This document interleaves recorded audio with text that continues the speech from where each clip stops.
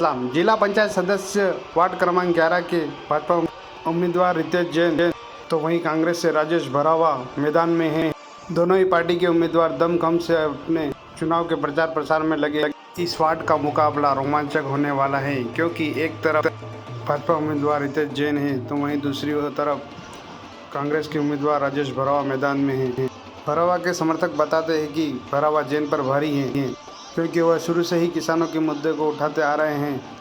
वहीं जैन शुरू से क्षेत्र में सक्रिय हैं। पिछले चुनाव में उनकी पत्नी चांदनी जैन भी सर्वाधिक मतों से जीतकर जिला पंचायत सदस्य बनी थी। इसका फायदा उन्हें इस चुनाव में हो सकता है।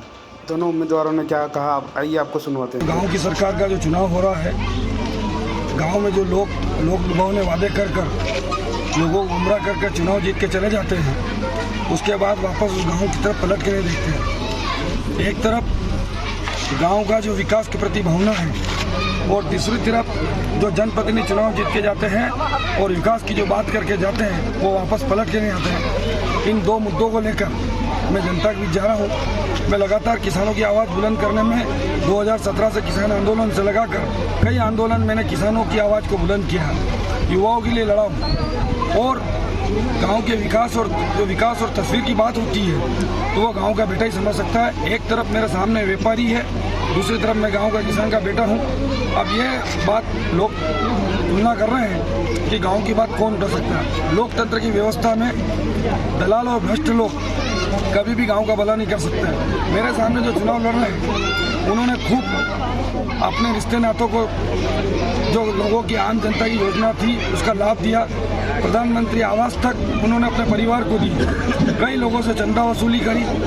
और जब राजनीति में कोई अपने आप को महान समझ लेता है और जनता को भूल जाता है, जनता कुर्सी बिठाना जानती है तो जनता कुर्सी से उतारना भी जानती है। मैं गांव में जल की व्यवस्था अच्छी हो, मेरे किसानों को हक मिले, मेरे गांव के लोगों को, गरीब लोगों को आवास मिले और स्वास्थ्य और शिक्षा की अच्छी व्यवस्था गांव में हो। इन कई मुद्दों को लेकर जा रहा हूं। युवाओं को रोजगार से जोड़ने का प्रयास करूंगा आप है। और इसमें लगभग 55,000 के आसपास मतदाता हैं और इसमें 55 गाँव के आसपास आ रहे हैं। जिला पंचायत क्षेत्र में 29 पंचायत है और 52 गांव है। पिछली बार भारतीय जनता पार्टी ने चांदनी जैन को अधिकृत किया था और भारी मतों से सभी गांववासियों ने एक बहुमत के साथ इसको 11,800 वोट से चुनाव जिताया था। जो जिला पंचायत में सबसे अधिकतम मतों से चुनाव जीतने वाली ये चांदनी जैन थी। और पुनः भारतीय जनता पार्टी ने मुझे अधिकृत किया है। जनता का भरपूर मुझे सहयोग मिल रहा है, जनता का मुझे भरपूर आशीर्वाद मिल रहा है। मैं जनता की हर दुख सुख में 5 साल से मैं लगातार उनके दुख सुख में खड़ा हूं और मैं आप जनता का विश्वास मेरे साथ है।